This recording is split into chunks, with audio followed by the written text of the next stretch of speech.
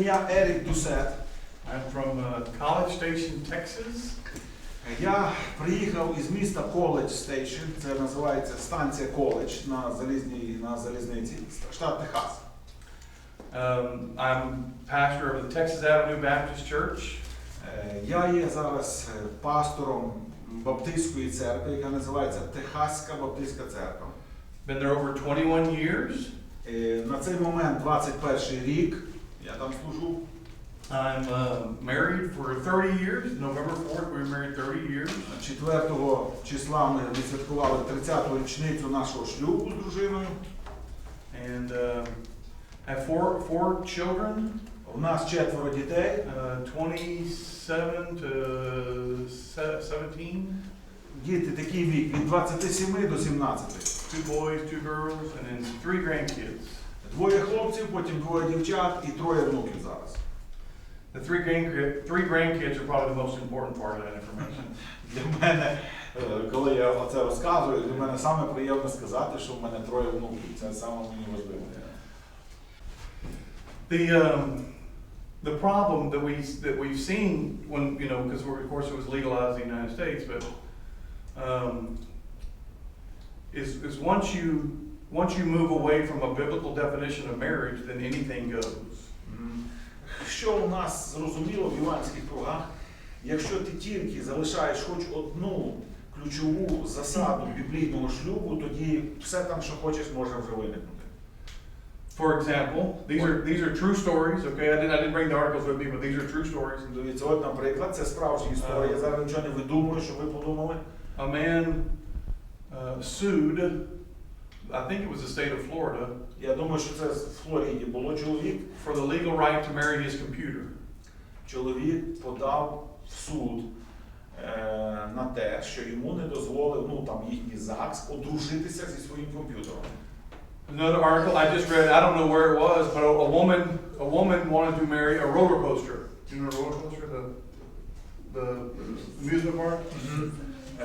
Жінка хотіла одружитися, як це називається, що на американських горках катається оцей поїзд чи що, що воно там, така штучка, там, коротше, машинка якась. She said it was the only thing made her happy. Вона сказала, що це єдина річ у світі, яка приносить мені щастя. There have been other instances where people have they tried to marry their pets. Тепер випадків, коли люди хочуть одружитися зі своїми домашніми тваринами, це вже стає дуже багато. And so again, once you cross that line, there's no stopping. It goes anywhere. Тепер дивіться, коли ти перейшов ту лінію від біблійного моделі шлюбу, тоді там уже, я не знаю, з чим можна одружуватися. So with that in mind, go to the first, I'm on page 4. 4 сторінка. Biblical concept of family, class notes. Божий задум щодо сім'ї. 4 сторінка. Under the introduction, somebody read that to me.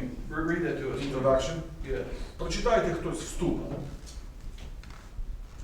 Здорові сім'ї призводять до здорових церков, а здорові церкви до здорових громад та країн. Якщо у сім'ї проблеми, то і у церкві будуть проблеми. Якщо у сім'ї і у церкві проблеми, то і у країні виникатимуть проблеми. Щоб допомогти зміцнити наші церкви та громади, ми повинні розуміти Божий задум для сім'ї. Щоб ми могли створювати здорові сім'ї, які є благом для наших громад, а не тягарем для них. And I think that's true. Healthy families, healthy churches, healthy nation. Я думаю, що так і повинно починатися. Здорова сім'я, значить і церква здорова, і церква вкладає в здоров'я суспільства. Families were designed by God to be a blessing to communities, right? Тому що сім'я – це Божий задум, щоб вона утворилася і була благословенням для суспільства. And so, one of the goals we're going to do, one of the things we're going to do today, by the end of what we do tonight, we'll have a biblical definition of marriage. І що ми сьогодні, ціль, яку я ставлю на сьогодні, щоб ми з вами окреслили біблійне значення чи розуміння сім'ї. And I submit to you that we ought to fight for that definition. І я вам скажу, що це не так легко зробити, ми, віруючі, повинні за це визначення, яке ми біблійне маємо, боротися і битися у світі, щоб його... Because it's foundational to our churches. Тому що це визначення біблійної сім'ї є основою існування церков і наших країн. This first lesson we're talking about is God's design and plan for the family, and we're going to talk about the image of God in man. All right. Перше, задум і план для людини. Тут ми в основному будемо говорити, що означає, що людина має в собі, носить в собі образ чи подобу Божу. So when you think about God being created, the image of God, there in Genesis chapter number 1. Коли ви думаєте, що людина створена за образом Божим, це в Бутті перший розділ. Let us make man in our image according to our likeness. Бог сказав: створимо людину за образом нашим і за подобою нашою. What does that mean to you? What is that when you read that phrase? What does it mean? Що це для вас означає, коли ви читаєте ці слова? Що ви собі уявляєте і образи подоби? Ну, кажіть то, що думає. Ну, sometimes preachers say it means that God is triune and a human being is triune. Soul, spirit and body. Right. Дехто, я чув з проповідників, Бог триєдиний і людина, дух, душа і тіло. Я думаю, що вона може думати, вибирати, має почуття. She thinks that like God and unlike animals, we can think, choose, Yes. use some morals. Good. Добре. And those things are true, and we're going to cover some of those. But I think there's something we're going to discover that for me was enlightening and very helpful in my understanding of the rest of the Bible. Для мене оцей вірш, образ і подоба, також був так смутно приблизно зрозуміти, але те, що мені Бог відкрив, дало мені дуже таке просвітлення на розуміння всієї іншої, подальшої Біблії.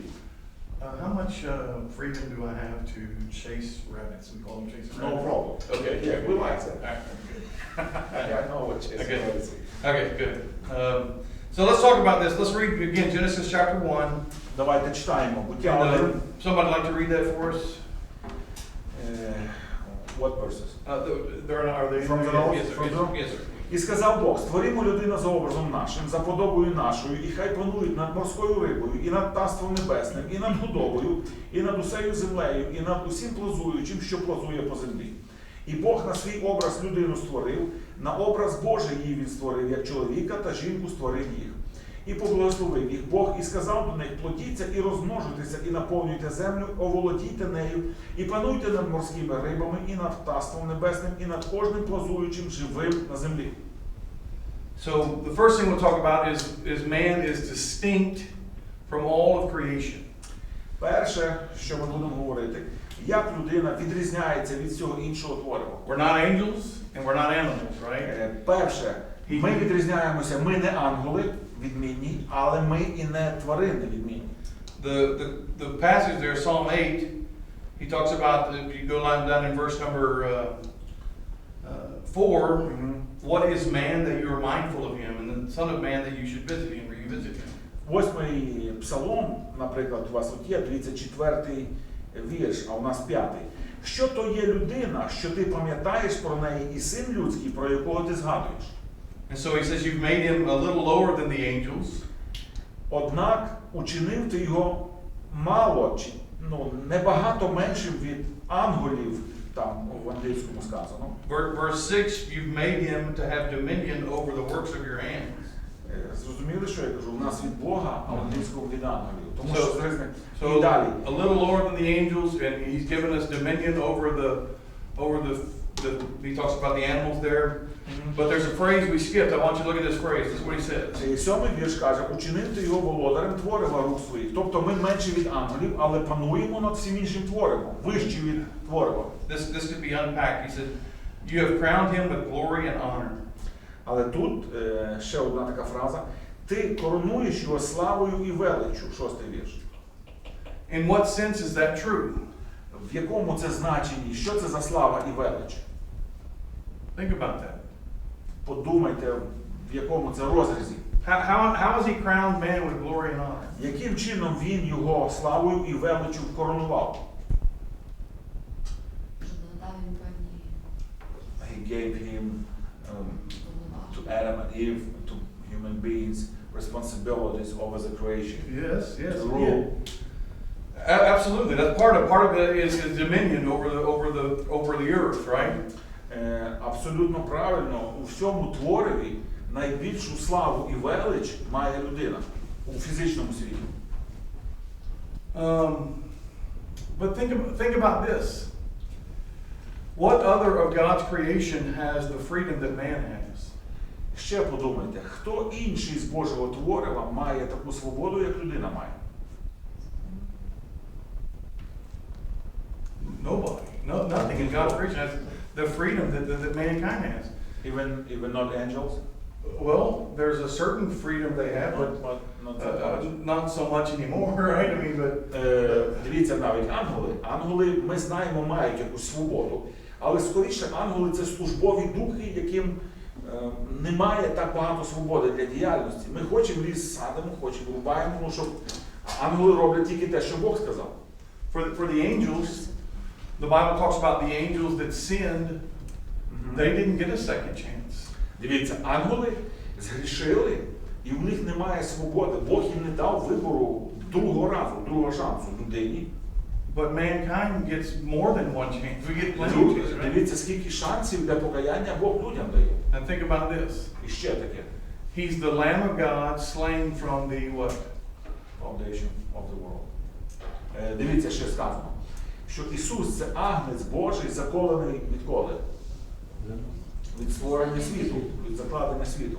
The foundation of the world. So, when He created us, Коли Бог створив нас, He had already planned for us to sin against Him.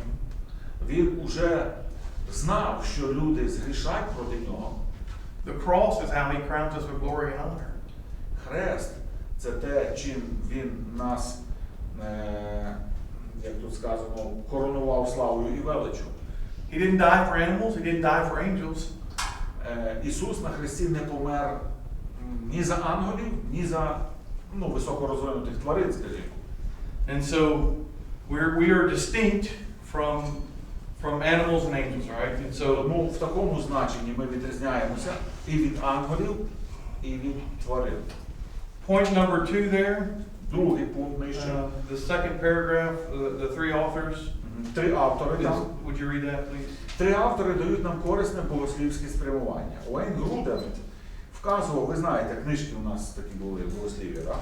Що слова, використані в буті, цей образ і подоба, на єврейській мові відносяться до чогось подібного, але не ідентичного речі, яку вони представляють, або до того, чиїм образом вони є. Отже, буття 1.26 для початкових читачів.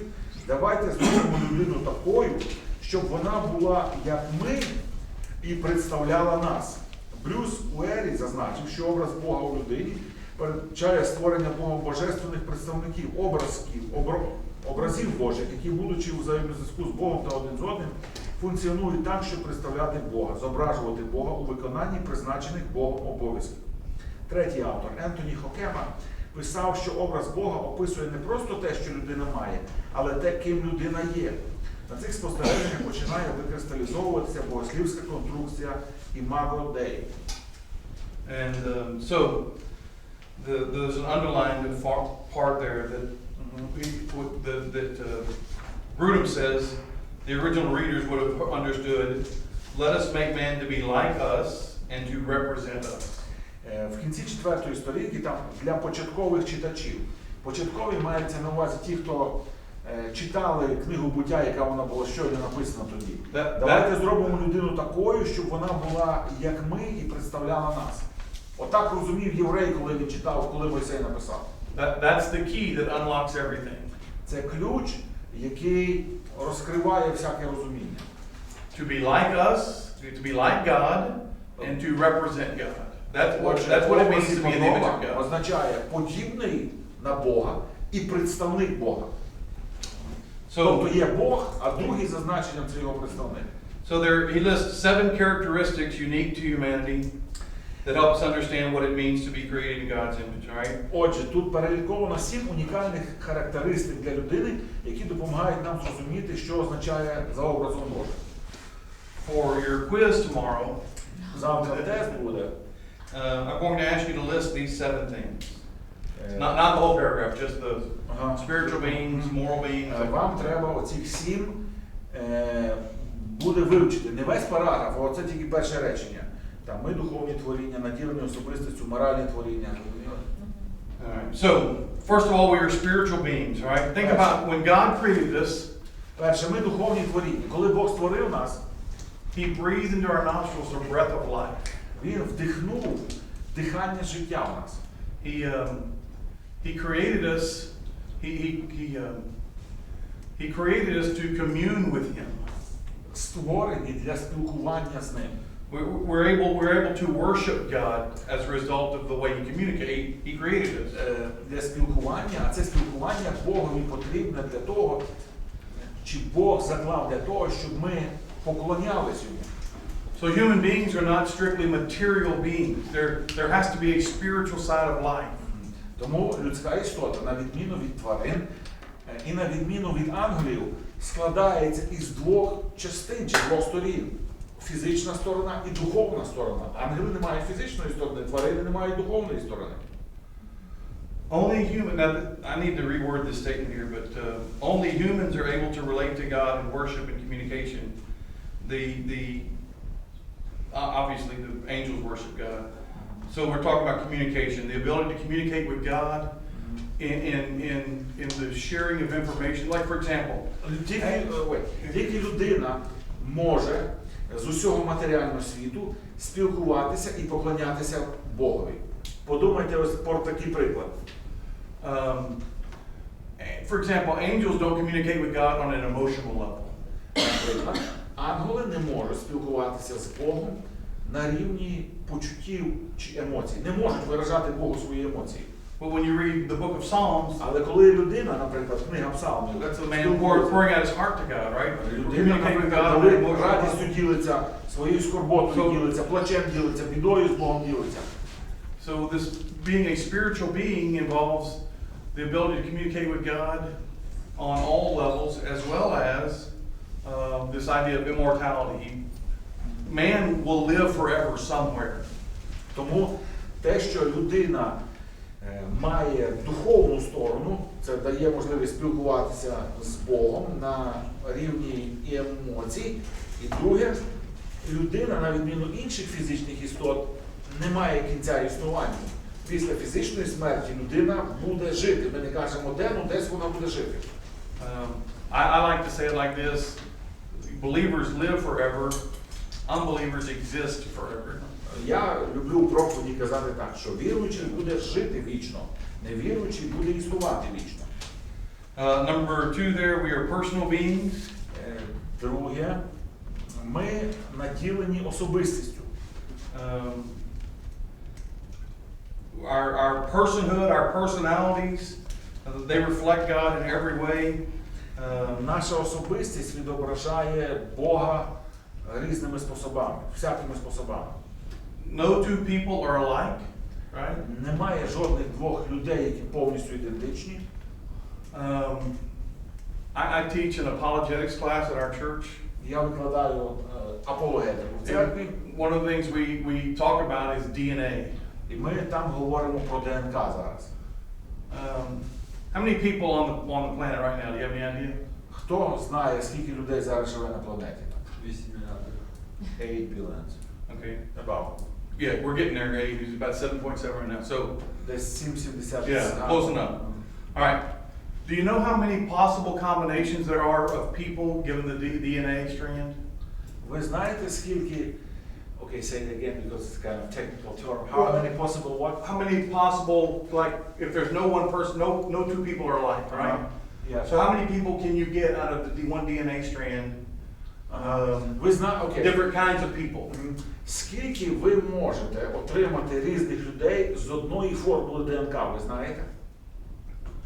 I want to show you. I'm trying to show you how unique we are as far as Я хочу creation. цим показати, наскільки людина унікальна і різногранна, яка глибина туди закладена творення. Because you think 8 billion people, Тому що ви думаєте, 8 мільярдів людей, there can be a lot of people alike, you know, or you may значить, find. з 8 мільярдів можна вибрати пару хоча б подібних. But with DNA, the mathematicians, I can't do it, but the mathematicians tell us Це не there's можна 64 trillion possibilities. Out of one DNA strand. З одного ДНК може получитися 64 трильйона різних комбінацій. In other words, you could get 64 trillion people and not have anybody alike. Це означає, що якщо це 64 трильйона комбінацій, це означає, що вони всі різні. З одного ДНК може вийти стільки людей і всі різні. And then the last sentence under number 2. Другий пункт, римський, останнє речення. Since each individual is stamped with the image of God, Оскільки на кожній людині є печатка образу Божого, кожне людське життя значиме для Бога. each human life has significance before God. Має значення для Бога. That includes the unborn life as well. Сюди включається і життя, яке ще не народилося. Now do you see how this starts having significance in all areas of life?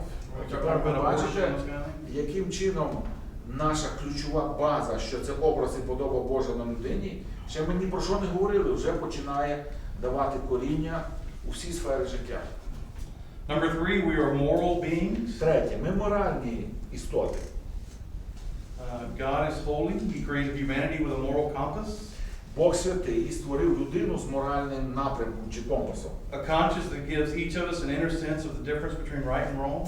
В людині є совість, цей компас, який дає внутрішнє відчуття, де правильно, де неправильно. Go ahead and read the rest of that. Совість може бути притуплена гріхом або затьмарена, але вона залишається в людині. Найважче питання як для атеїстів, так і для еволюціоністів, як пояснити моральну природу у людській расі, у кожній культурі, у кожній групі людей і навіть у кожній релігії. Більше того, моральність людини робить її відповідальною перед Богом за свої вчинки. Yeah, the moral nature in man has to leave the evolutionists puzzled because morality is not biological. It couldn't have evolved. Це дуже питання складне, на яке еволюціоністи не можуть дати відповідь, тому що моральність не може еволюціонувати, ні з чого виникнути, це вже закладено. We are relational beings. Далі, ми люди чи творіння відносин. We're going to look at it here in just a minute, but who told Adam, or who was it, well, it was God who told Adam it wasn't good for man to be alone. Ось яке запитання. Не запитання, я вам так скажу. Звідки Адам знав, що йому погано самому? Хто йому сказав? Бог, God told him. And so the idea there is let us make man in our image after our likeness, and so you see God is triune. Бог знав, що Адаму недобре не тоді, що він побачив, що Адам ходить, чухає потилицю. Бог знав, що Адаму буде добре ще перше, ніж він його створив, бо Бог знав, що він триєдиний, Бог має стосунки. This has great significance, obviously, for marriage, but even for the church. Звичайно, що стосунки для шлюбу це дуже велике значення має, але навіть для стосунки для церкви. We're not to live as isolated Christians. Ми, як віруючі, нам не добре, це не задумано Богом, що ми жили би десь самі, сам по собі віруючі, ізольовані. Number 5 there, we are rational beings. П'яте, ми раціональні творіння. When we start thinking about the ability to reason and think, God obviously is all-knowing. Коли ми говоримо про людську здатність роздумувати, розмислювати, міркувати, порівнювати, це пішло від Бога, тому що здатність знання походить від всезнаючого Бога. He's given man the capacity to again think and reason, and тому Бог нас створив із подібною здатністю думати, знати, вчитися. One of my favorite passages, let me read this to you, in Romans chapter 12. Моє улюблене місце, 12 розділ до Римлян. Paul says, I beseech you therefore, brethren, by the mercies of God, that you present your bodies a living sacrifice, holy, acceptable to God, which is your reasonable service.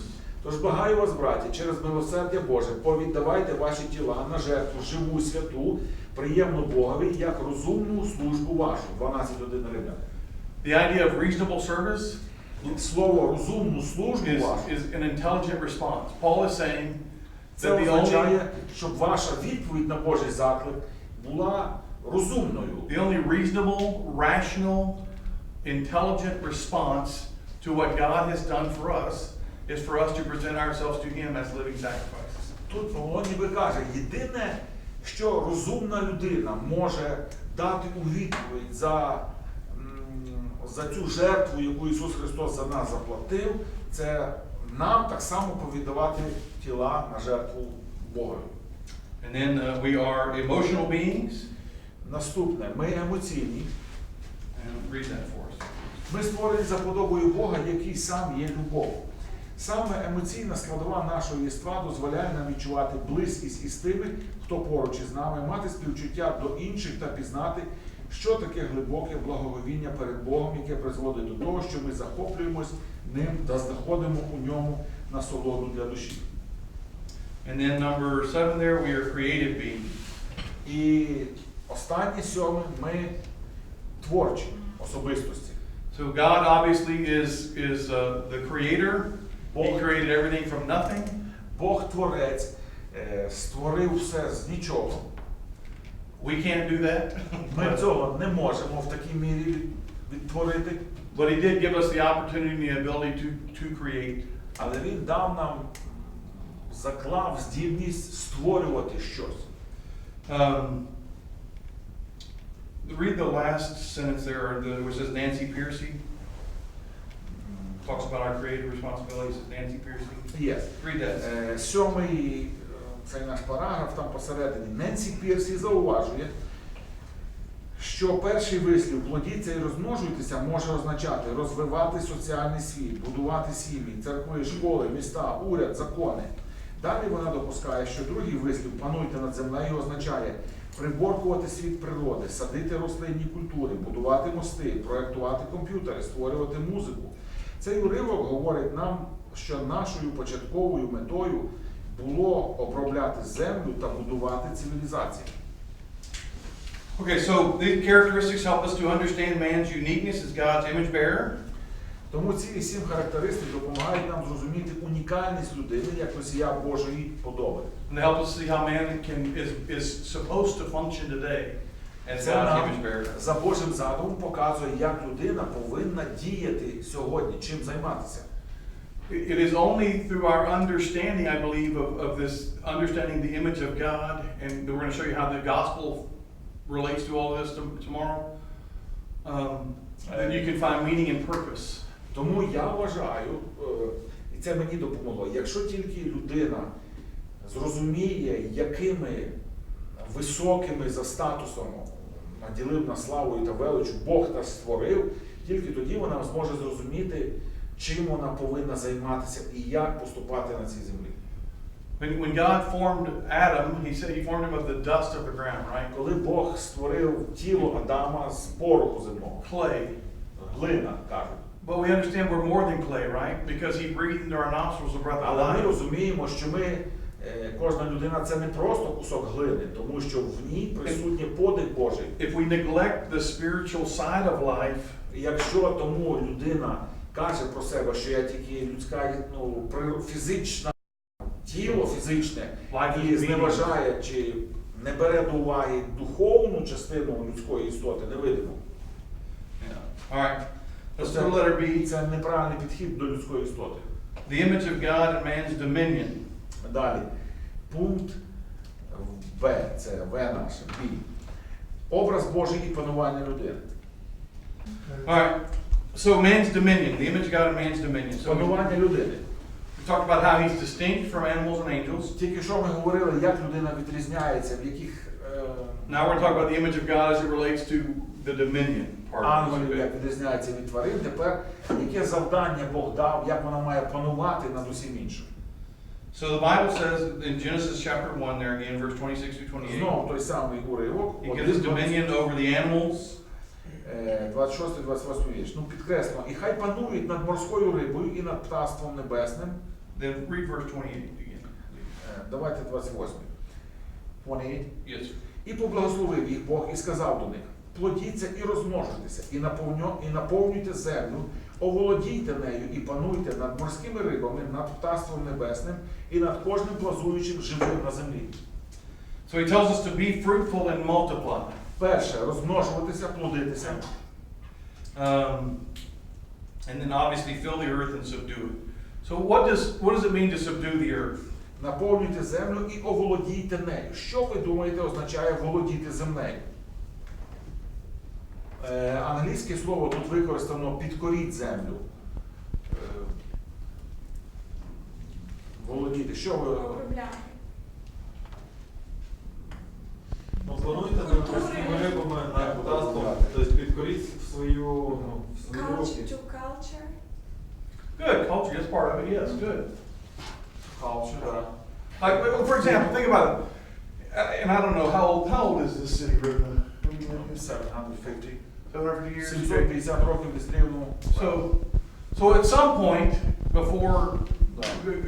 in the past, Десь колись 700 років назад, there was nothing here. тут що було? Якесь поле пусте. People moved here and they began to cut down trees and build houses and buildings and почав they raised різати cattle, дерева, planted crops, right? корів вирощувати, розводити, якісь поля садити, сіяти. Then they built roads and they, Дороги будували. so that's what they're subduing the earth. They're bringing, Це і є обробляти землю. and so that's part of this dominion thing. God gives us the right and the ability to do that. Right? Бог дав нам право і також і здібність робити це. As this lady Nancy Think about this. said, Think about this build statement. bridges. Yeah. Think about this statement here. Psalm 8. He says the verse 6 there. Знов 8-й псалом, подивіться. You have made him. Учинив ти його. That's man. You've made man. Його кого? To have dominion over the works of your hands. Учинив ти його, людину, володарем творива рук своїх. Think about what God did. He made man.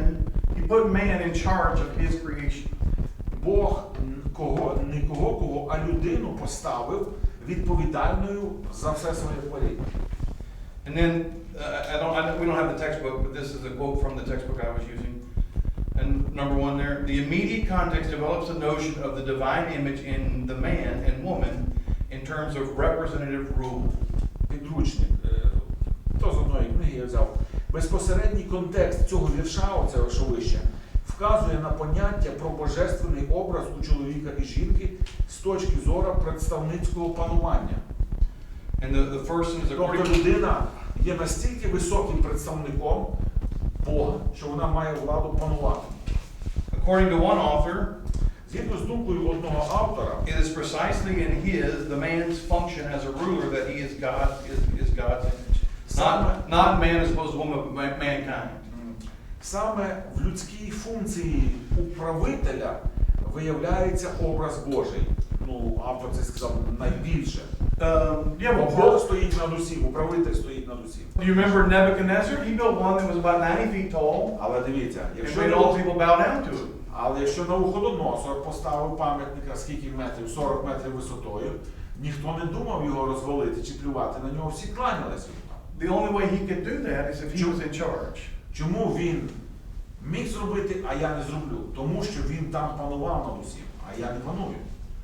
Think about that's what God did on the earth with mankind. Дивіться, це ілюстрація, щоб показати, що Бог зробив з людьми чи з людиною на землі. He put his image in man. He put man on the earth. Він Бог вклав свій образ подобу в людину, поставив людину на землі і сказав, ти тут главний. Think about that. Подумайте. And no one could oppose him in doing that. І ніхто не може Богові сказати, що це не так чи так не робити. All right. So that's where we're going to chase a rabbit, okay? Well, it's profound. It's not chasing rabbit. So think about this then, because it has implications throughout the rest of the Bible. Тому що положення людини перед Богом, її статус у цьому світі має вплив на розуміння далі всіх подій в Біблії. We know in chapter number 3, Genesis. yes, sir, Genesis Ми 3, знаємо в 3 розділі буття, that something happened to that image of God in us. Ми знаємо, що в тому розділі з тим образом Божим в нас щось сталося. We'll use the word corrupted. It was corrupted, right? Скажімо, це слово, цей імідж був пошкоджений. Цей образ був пошкоджений. So, for example, like let's talk about man's ability to create. Давайте візьмемо, людина мала першопочаткову здібність за образом Божим творити. It's a God-given ability. That's part of our being in His image, in His likeness. Ми сказали щойно недавно, що Бог в своєму образі і подобі одну з 7 характеристик творчість заклав. Does man now use that ability to create ungodly things? Тепер людина зараз залишилася творчою, залишилася тепер питання. А людина випадково не творить речі безбожні, протибожні. It does, yes, okay. Творить. So let's talk about how that happened. Do you remember, I don't know if Поговоримо, як це, чому це так перекрутилося? when the United States invaded Iraq and overthrew Saddam Hussein? Коли американці, скільки це років, 15 years ago, 10 years ago. Did y'all see images of that? Were you all able to see? Okay. There's one lasting image where after Saddam Hussein was not in power anymore, I think he was already dead. Коли Америка напала на Ірак, кинула режим Саддама Хусейна, я думаю, по телевізору показували, там була дуже така фотографія, коли він вже був скинутий, цей Саддам Хусейн. There's a statue that the people are trying to tear down, and they can't do it, they don't have enough manpower to do it. Була такий ролик, такий фільм показували, що там була така статуя, пам'ятник, яку люди хотіли скинути, тягнули шнурками, але не було достатньо сили, щоб її скинути. So some American soldiers brought in a tank. Тому американці під'їхали на танку. They tied some cable to this statue and pulled it down. Тросами прив'язали і танком його стягнули. Here's my point. Ось що я хочу сказати. Saddam Hussein's rule was overthrown by force. Що управління Саддама Хусейна було скинуто силою. How was God's rule of the earth in man overthrown? Питання. Яким чином було скинуто управління людини над землею, яке Бог поставив? By lie. Deception, that's exactly right. When you start thinking about that, you say, what was given up? Якщо ви почнете думати над цим, що сталося, що людина втратила після гріха. This is in the Revelation. Об'явлення. Chapter 5. Об'явлення, 5 розділ. You need to see this. This is Треба прочитати, це таке хороше місце.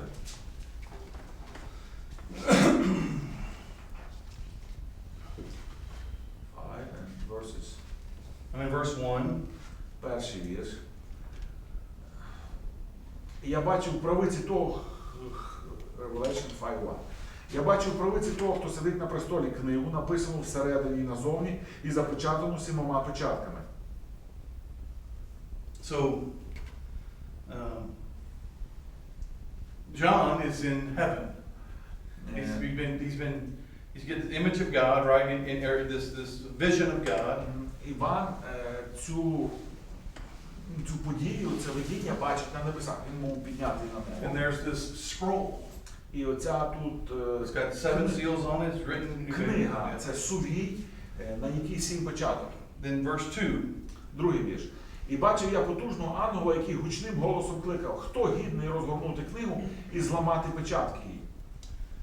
And so, who is able to open this scroll? And the answer is no one. Verse 3. Третій вірш каже: не міг ніхто ні на небі, ні на землі, ані під землею відкрити книгу і зазирнути в неї.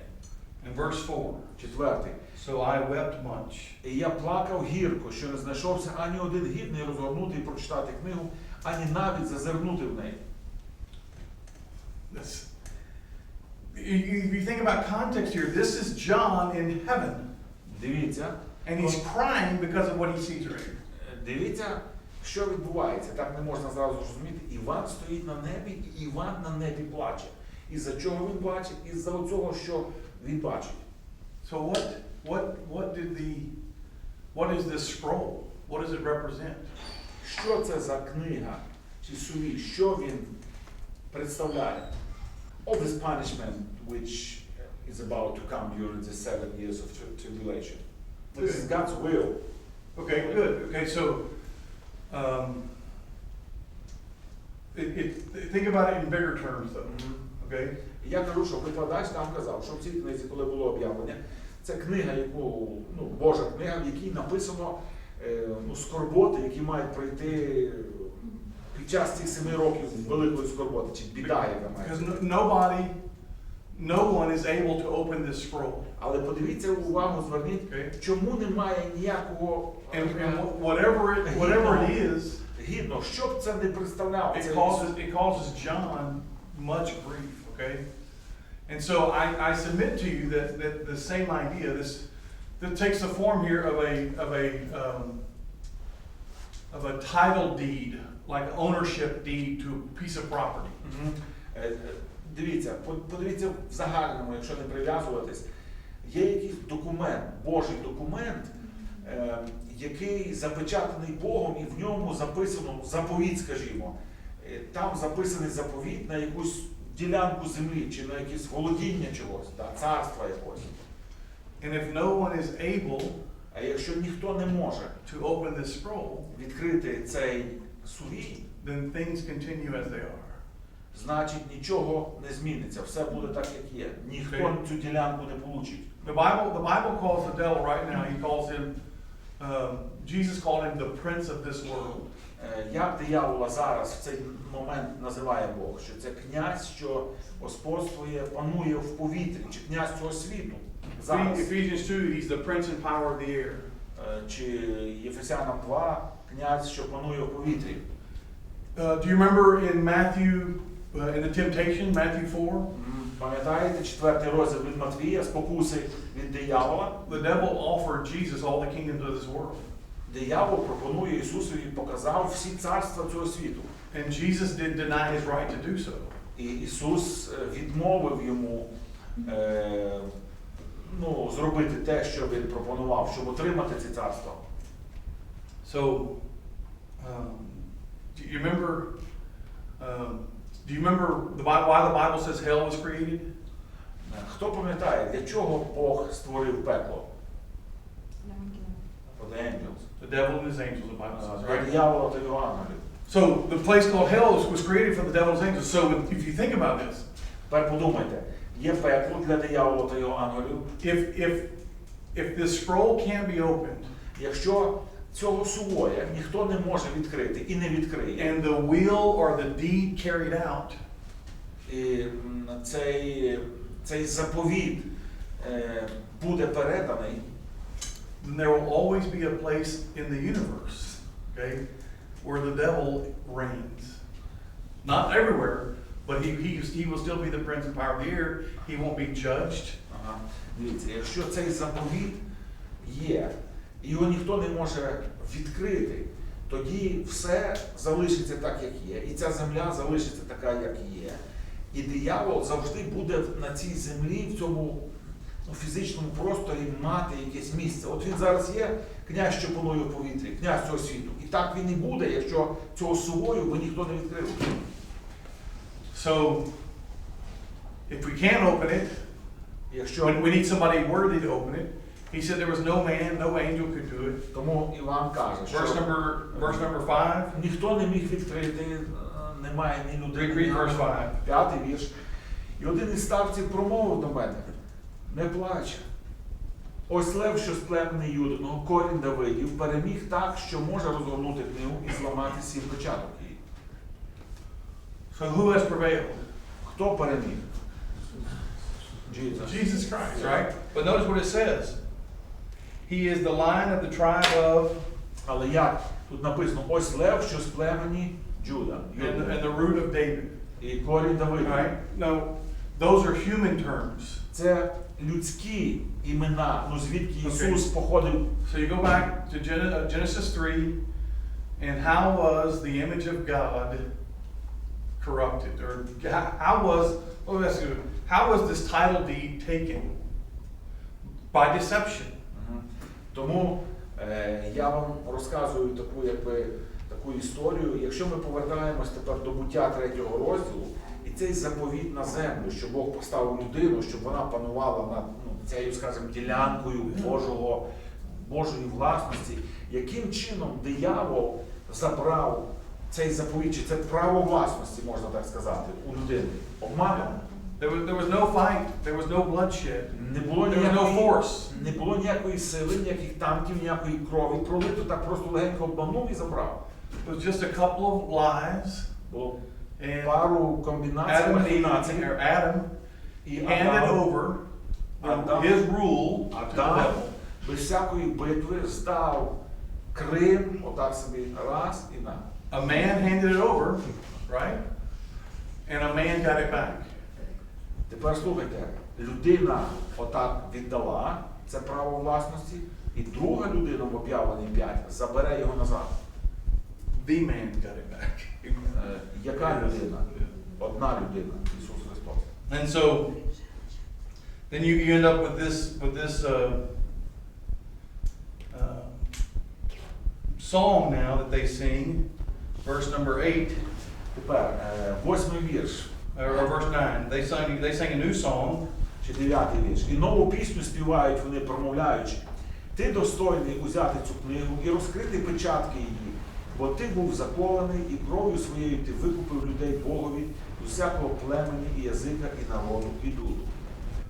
You are worthy to take the scroll, to open its seals, for you were slain and have redeemed us to God by your blood. Out of Ти every достойний, так. tongue and tribe and nation. Ти викупив людей з кожного язика, і народу, і люду. We will all speak the same language when we get to heaven. Amen. Ми, коли будемо на небі, ми всі будемо мати одну мову, правильно я сказав?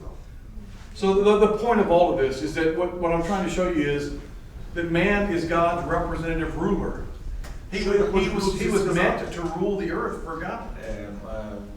Бог створив людину не просто для різновиду, щоб було більше всяких істот. Він створив її як управителя верховного над усім іншим твором. But if you remember, the devil wanted God's throne, did he not? The Але reason the devil was even here was because God had banished him, okay, because he wanted his throne. проте диявол взагалі хотів отримувати Божу славу, чи ту, що Бог отримує. Взагалі, чому диявол з'явився на землі? Тому що Бог його скинув з Божого, там, де місце Божого престолу. So what he couldn't take by force from God, Тому те, що диявол не міг забрати у Бога He took силою what he чи thought was бунтом, second best. повстанням, він по-другому забрав у Адама без бою. he took what God had crowned with glory and honor Він забрав те, що Бог коронував and силою, brought into his life силою і велич. death and destruction. Цю силу і велич він знищив і приніс в життя людини руйнування і смерть. And so when you start thinking about the implications of what happens in Genesis chapter 2 and 3, Тому, it has implications all throughout the rest of the Bible. тому Even все right те, here. що сталося в Бутті, другий розділ, як Бог створив, і що сталося в третьому розділі, як людина здала без бою, це склало вплив на всю іншу історію людської раси. Сторінка 7, другий параграф. Відповідно, людина поставлена у самий центр творіння, ніби статуя Бога. Розміщуючи свій образ на чоловікові та жінці, там поміщаючи їх у певне середовище, Бог таким чином дає їм завдання представницького управління. Very good. Read that next paragraph too, it's important.